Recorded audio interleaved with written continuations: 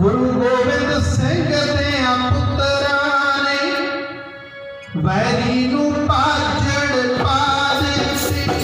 गोबिंद सिंह दिया पुत्रा ने वैरी नू पाछड़ पा दित्ती। गोबिंद सिंह दिया पुत्रा ने वैरी नू पाछड़ पा दित्ती।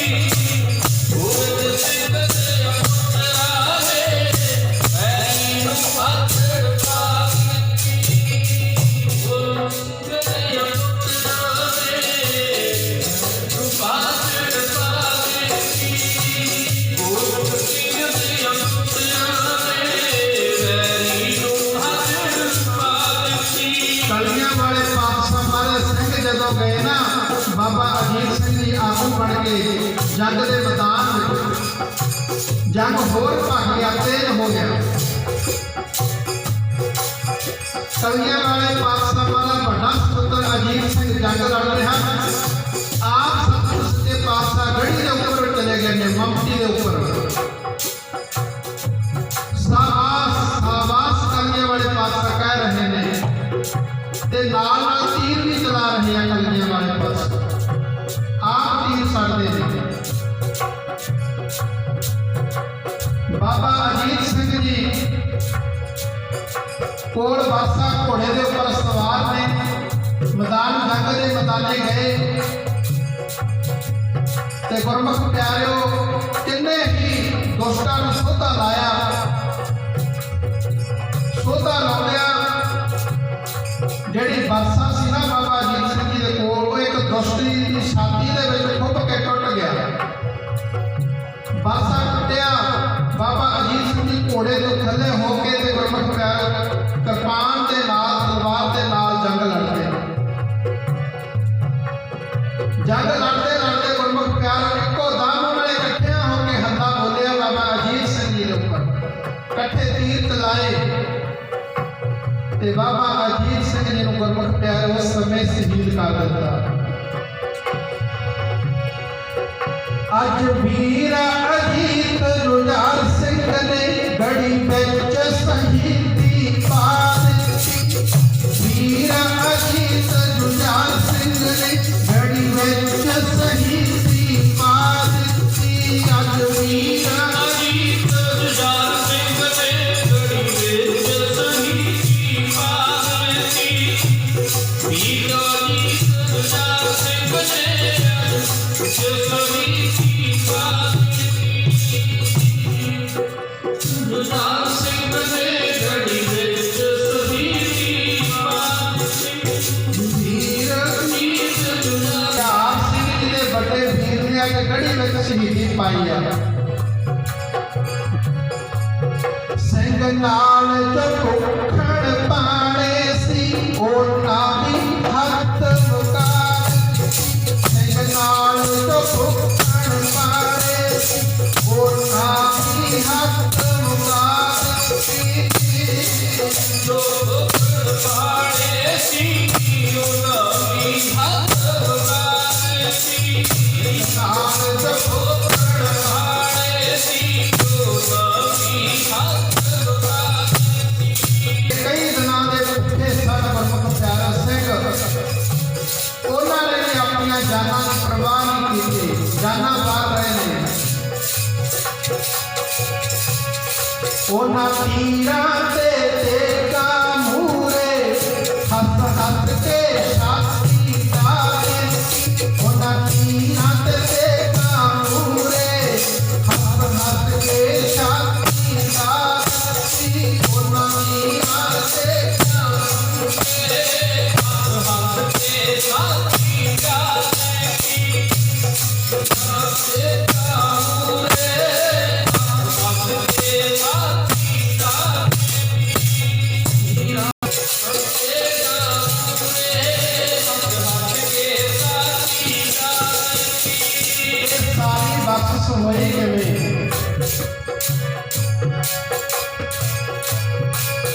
ਉਹ ਬਖਸ਼ਿਸ਼ ਸੀ ਜੋ ਅੰਮ੍ਰਿਤ ਦੀ,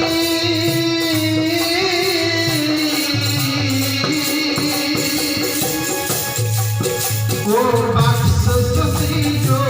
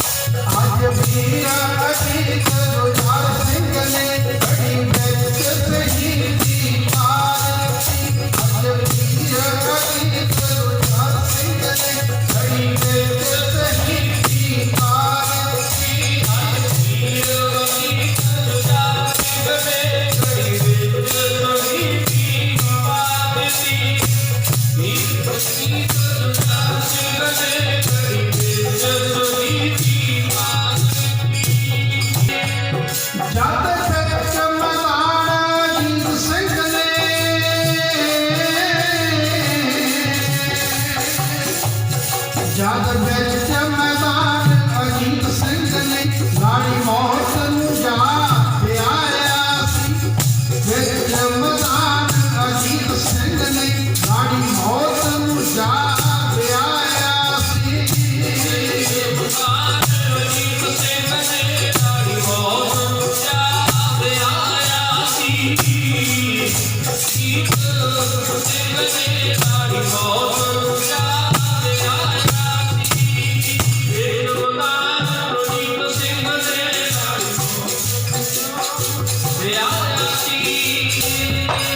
ਫਿਰ ਤੱਕਿਆ ਗੁਰਾਂ ਜੁਝਾਰ ਤਾਈਂ ਹੁਣ ਗਲ ਵਿੱਚ ਪੱਲਾ ਪਾਇਆ ਸੀ ਤੱਕਿਆ ਗੁਰਾਂ ਜੁਝਾਰ ਤਾਈਂ ਹੁਣ ਗਲ ਵਿੱਚ ਪੱਲਾ ਪਾਇਆ ਸੀ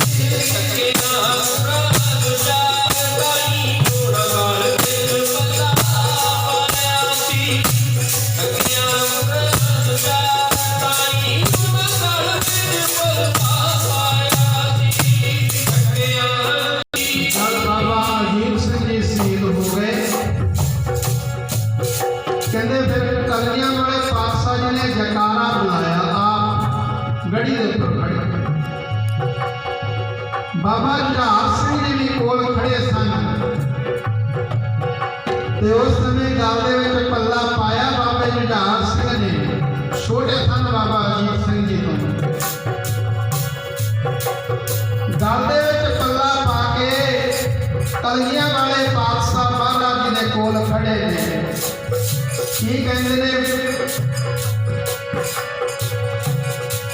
अल्लाह याखा जोगी लिखता भाई से बिछड़ कर जीना नहीं आता खाना नहीं आता पीना नहीं आता सोना नहीं आता महाराज अज भरा तो बिछड़ के मैनू खान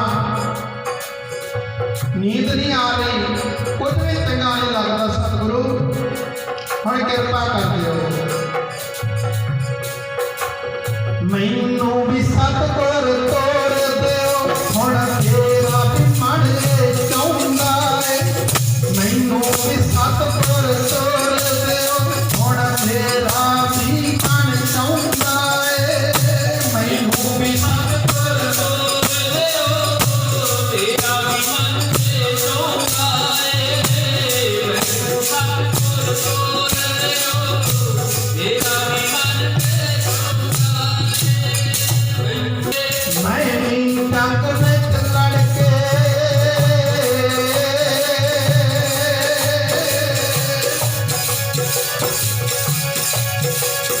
मैं भी जंग में लड़के शहीद होना पया वीर अजीत बुलाउंदा है मैं भी जंग में लड़के शहीद होना पया वीर अजीत बुलाउंदा है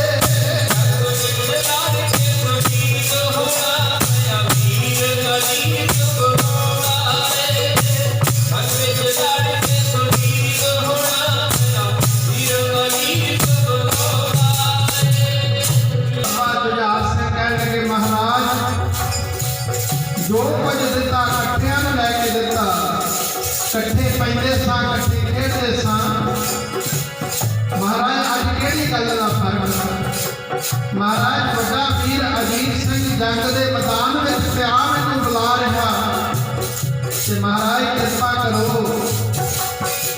मेहर कर दिओ महाराज मैनूं भी हुण जंग दे मैदान दे विच भेजिओ ते लड़ के शहीद होना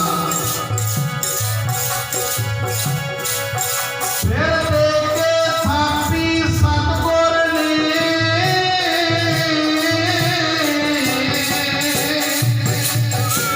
फिर देखे थापी सतगुर ने ऊंची की जंज चढ़ा दी देखे थापी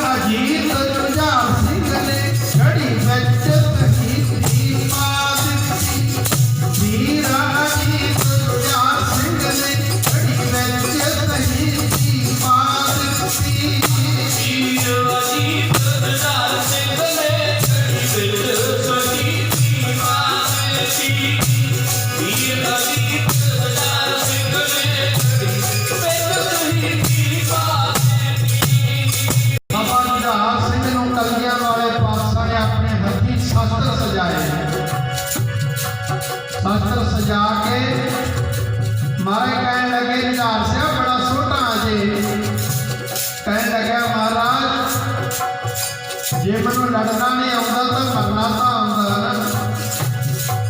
ਤੇ ਕਲਗੀਆਂ ਵਾਲੇ ਪਾਤਸ਼ਾਹ ਮਹਾਰਾਜ ਨੇ ਆਪਣੇ ਹੱਥੀਂ ਸਜਾ ਕੇ ਗੁਰਮੁਖ ਪਿਆਰਿਆਂ ਜੰਗ ਦੇ ਮੈਦਾਨ ਦੇ ਵਿੱਚ ਭੇਜ ਕੇ ਤੇ ਆਪ ਉੱਪਰ ਚਲੇ ਗਏ ਨੇ। ਤੇ ਜਾਣ ਲੱਗੇ ਨੇ ਇੱਕ ਗੱਲ ਕਹੀ, ਪੁੱਤਰਾ ਯਾਦ ਰੱਖੀ, ਜਦੋਂ ਧਰਤੀ ਤੇ ਡਿੱਗਣ ਲੱਗਿਆ ਨਾ ਉਸ ਸਮੇਂ ਇੱਕ ਵਾਰੀ ਮੁਖ ਮੇਰੇ ਵੱਲ ਨੂੰ ਕਰ ਲਈ। ਕਹਿਣ ਲੱਗੇ ਮਹਾਰਾਜ ਕੀ ਗੱਲ? ਕਹਿਣ ਲੱਗੇ ਮੈਂ ਵੇਖਣਾ ਵੀ ਤੇਰੀ ਛਾਤੀ ਦੇ ਵਿੱਚ ਕਿੰਨੇ ਤੀਰ ਵੱਜੇ ਨੇ। ਕਲਗੀਆਂ ਵਾਲੇ ਪਾਤਸ਼ਾਹ ਕਹਿੰਦੇ ਇੱਕ ਵਾਰੀ ਮੁਖੜਾ ਮੇਰੇ ਵੱਲ ਕਰ ਲਈ। ਬਾਬਾ ਜੁਝਾਰ ਸਿੰਘ ਜੀ ਦੇ ਨਾਲ ਜੁੱਥਾ ਭੇਜਿਆ ਤੇ ਜੰਗ ਦੇ ਮੈਦਾਨ ਵਿੱਚ ਚਲੇ ਗਏ। ਜੰਗ ਭੱਕ ਗਿਆ ਗੁਰਮੁਖ ਪਿਆਰਿਓ। ਕਲਗੀਆਂ ਵਾਲੇ ਪਾਤਸ਼ਾਹ ਗੜੀ ਦੇ ਉੱਪਰ ਖੜੇ ਆ। ਉੱਚੀ ਗੜੀ ਤੇ ਖੜ ਕੇ ਸਤਿਗੁਰ ਜੀ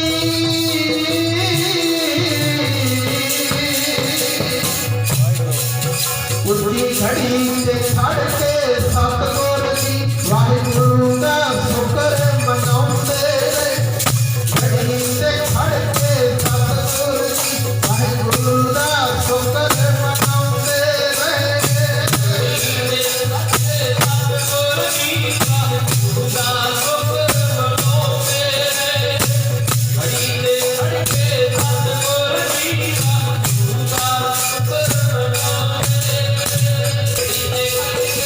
ਸਿੰਘ ਲੜਕੇ ਜਦੋਂ ਸ਼ਹੀਦ ਹੋਏ,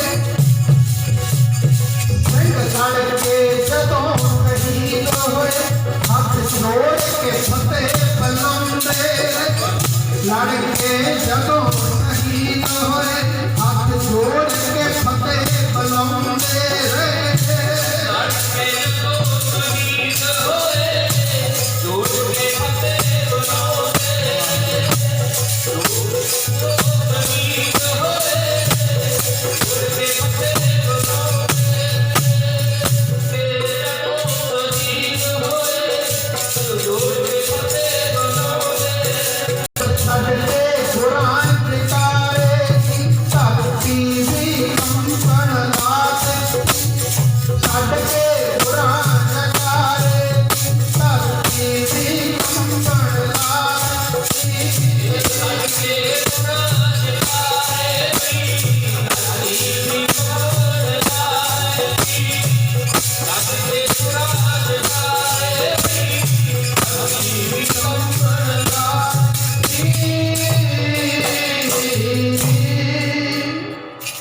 ਇਸ ਤਰ੍ਹਾਂ ਕਰਕੇ ਕਲਗੀਆਂ ਵਾਲੇ ਪਾਤਸ਼ਾਹ ਮਹਾਰਾਜ ਜੀ ਦੇ ਛੋਟੇ ਸਾਹਿਬਜ਼ਾਦੇ ਬਾਬਾ ਜੁਝਾਰ ਸਿੰਘ ਜੀ ਵੀ ਸ਼ਹੀਦੀ ਪਾ ਗਏ ਨੇ। ਤੇ ਗੁਰਮੁਖ ਪਿਆਰੇ ਜਦੋਂ ਸ਼ਹੀਦੀ ਪਾਈ ਸਾਹਿਬਜ਼ਾਦੇ ਨੇ, ਆਪ ਸਤਿਗੁਰਾਂ ਨੇ ਜਕਾਰੇ ਬੁਲਾਏ ਤੇ ਗੁਰਮੁਖ ਪਿਆਰੇ ਥੱਲੇ ਆ ਕੇ ਕਮਰ ਕੱਸਾ ਕੱਸਣ ਲੱਗ ਗਏ ਨੇ। ਮਹਾਰਾਜ ਪਹਿਲਾਂ ਗੜੀ ਦੇ ਉੱਪਰ ਖੜੇ ਸੀ, ਮੱਕੀ ਦੇ ਉੱਪਰ, ਤੇ ਜਦੋਂ ਗੜੀ ਦੇ ਅੰਦਰ ਆ ਕੇ ਕਮਰ ਕੱਸਾ ਕਰਨ ਲੱਗੇ, ਸ਼ਬਦ ਪੜ ਰਹੇ ਨੇ, ਦੇਹ ਸਿਵਾਵਰ ਮੋਹਿ ਹੈ ਸੁਖ ਕਰ ਮਨ ਤੇ ਕਬੂ ਨਾ ਕਰੋ ਨਾ ਡਰੋ, ਪਰ ਸੋ ਜਬ ਜਾਏ ਡਰੋ निश्चय कर अपनी जीत करो। जब आपकी औरत निधान में अत ही रण में तब जूझ मरूं। ते शब्द जो पढ़ रहे हैं कलगियां वाले पातशाह महाराज भाई दया सिंह होनी कोल आए, महाराज कमर कसा कर मारे, कहते हुण मैं आप जंग नूं जावांगा, मैदाने जंग दे विच जाके जूझ के सिद्धि पावांगा। ते उस समय भाई दया सिंह कहन लग्या, सच्चे पातशाह इस तरह ना करो। कलगियां वाले पातशाह महाराज गरीब नवाज दया सिंह होश कर की गल कह रहे हैं। महाराज साडे वर्गे तुसीं लखां होर सिंह पैदा कर देवोगे, महाराज असीं लखां इकट्ठे होके तुहाडे वर्गा गुरु नहीं बना सकते। दया सिंह कहने लग्या, महाराज गड़ी छड्ड के चले जाओ। महाराज कहने लगे नहीं जावांगा। इतिहास दसदा फिर पंज सिंह गल च परना पा के कलगीधर पातशाह महाराज दे अगे आए, कहने लगे महाराज पहला बेनती कीती सी ते महाराज हुण तुहानूं हुक्म कर दिया सी, ਤੇ ਹੁਣ ਤੁਹਾਨੂੰ ਇਹ ਗੜੀ ਛੱਡ ਕੇ ਜਾਣਾ ਪਵੇਗਾ। ਤੁਸੀਂ ਗੜੀ ਛੱਡ ਕੇ ਚਲੇ ਜਾਓ, ਨਿਕਲ ਜਾਓ ਇੱਥੋਂ ਗੜੀ ਤੋਂ, ਅਸੀਂ ਸੀਟੀਆਂ ਪਾਵਾਂਗੇ। ਤੇ ਉਸ ਸਮੇਂ ਕਲਗੀਆਂ ਵਾਲੇ ਪਾਤਸ਼ਾਹ ਮਾਰੇ ਕਹਿਣ ਲੱਗੇ, ਠੀਕ ਆ, ਖਾਲਸੇ ਪੰਥ ਦਾ ਹੁਕਮ ਸਿਰ ਮੱਥੇ ਹੈ। ਪੰਜ ਸਿੰਘਾਂ ਨੇ ਹੁਕਮ ਕੀਤਾ ਸਿਰ ਮੱਥੇ ਪ੍ਰਵਾਨ, ਪਰ ਮੈਂ ਇਕੱਲਾ ਨਹੀਂ ਜਾਵਾਂਗਾ, ਤੇ ਜਾਵਾਂਗਾ ਤੇ ਦੱਸ ਕੇ ਜਾਵਾਂਗਾ ਸਭ ਨੂੰ ਇੱਥੋਂ ਗੜੀ ਦੇ ਵਿੱਚੋਂ ਨਿਕਲਣਾ। ਕਲਗੀਆਂ ਵਾਲੇ ਪਾਤਸ਼ਾਹ ਮਹਾਰਾਜ ਜੀ ਨੇ ਉਸ ਨੂੰ ਵਿਉਂਤ ਬਣਾਈ। ਤਿੰਨ ਸਿੰਘ ਮੇਰੇ ਨਾਲ ਇੱਥੋਂ ਗੜੀ ਦੇ ਵਿੱਚੋਂ ਨਿਕਲਣਗੇ, ਭਾਈ ਦਇਆ ਸਿੰਘ ਤੇ ਧਰਮ ਸਿੰਘ, ਭਾਈ ਮਾਨ ਸਿੰਘ, ਇਹ ਤਿੰਨ ਸਿੰਘ ਮੇਰੇ ਨਾਲ ਜਾਣਗੇ। ਬਾਕੀ ਦੇ ਸਿੰਘ ਇਸ ਗੜੀ ਦੇ ਵਿੱਚ ਜੂਝ ਕੇ ਜੰਗ ਦੇ ਵਿੱਚ ਸ਼ਹੀਦੀਆਂ ਪਾਉਣਗੇ। ਉਸ ਸਮੇਂ ਕਲਗੀਧਰ ਪਾਤਸ਼ਾਹ ਮਾਰੇ ਭਾਈ ਦਇਆ ਸਿੰਘ ਤੇ ਧਰਮ ਸਿੰਘ, ਭਾਈ ਮਾਨ ਸਿੰਘ ਨੂੰ ਇਹ ਗੱਲ ਕਹੀ, ਜਦੋਂ ਗੜੀ ਦੇ ਵਿੱਚੋਂ ਨਿਕਲਣਾ ਦੱਸ ਦਿੱਤਾ ਵੀ ਇਸ ਗੜੀ ਤੋਂ ਇੰਨੀ ਦੂਰ ਜਾ ਕੇ ਤੁਸੀਂ ਤਾੜੀ ਮਾਰਨੀ ਆ, ਤੇ ਜਦੋਂ ਤਾੜੀ ਮਾਰਨੀ ਆ ਇਕੱਠਿਆਂ ਨੇ, ਤੇ ਫੌਜਾਂ ਨੂੰ ਭੁਲੇਖਾ ਪਾਉਣ ਵਾਸਤੇ, ਤੇ ਇਹ ਨਾ ਪਤਾ ਲੱਗੇ ਵੀ ਕਿੱਧਰ ਦੀ ਜਾ ਰਹੇ ਨੇ ਮਹਾਰਾਜ। ਤਾੜੀ ਇਕੱਠਿਆਂ ਨੇ ਮਾਰਨੀ ਹੈ।